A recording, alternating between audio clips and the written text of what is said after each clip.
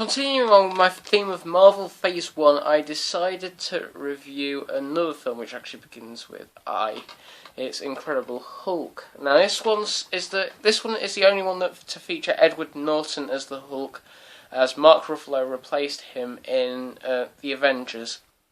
He did quite a good job of as Bruce Banner, but it's not viable as a Hulk because he doesn't even look. It looks too weedy to be the Hulk. I know that sounds daft, but he doesn't look strong enough as Bruce Banner to be the Hulk, and it's got to have a little bit of strength behind him, but he looks completely weak in it.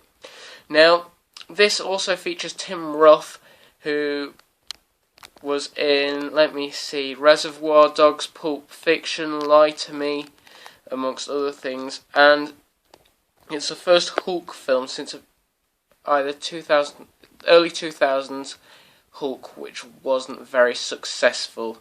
Not a lot of people liked that one. Now, the bad guy in this is Tim Roth. He ends up getting injected with what they think is the Super Soldier Serum, but it's not. The Super Soldier Serum is what turns Steve Rogers into Captain America. This, however, turns him into something else. He gets turned into a monster known as Abomination. Now, Abomination is similar to the Hulk, only bigger, stronger, and, well, it depends on what colour light you see him in. He's more of an orangey colour than a green colour. He has an exoskeleton and is absolutely psychotic. He's hell-bent on destroying everything, whereas the Hulk has a tiny bit of conscience and only attacks those who attack him. Very, very well made this one is for a Hulk film. It could be a standalone film, but it's not.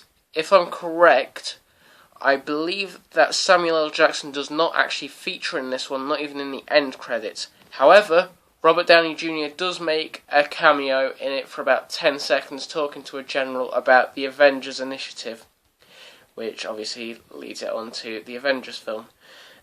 It's a bit obvious when you watch The Incredible Hulk and then Avengers not long after that it's not the same person that plays Bruce Banner, but there you go. Mark Ruffalo replaced Edward Norton. Edward Norton actually thought he wanted to be in it, but then changed his mind. Quite a good film. Probably have to give it a 7.5 out of 10. I enjoyed watching this one compared to the film Hulk, and it really feels quite good. Now, I want to actually correct a mistake which I made on the last video. I rated Iron Man 2 8.5, then went and rated it 9.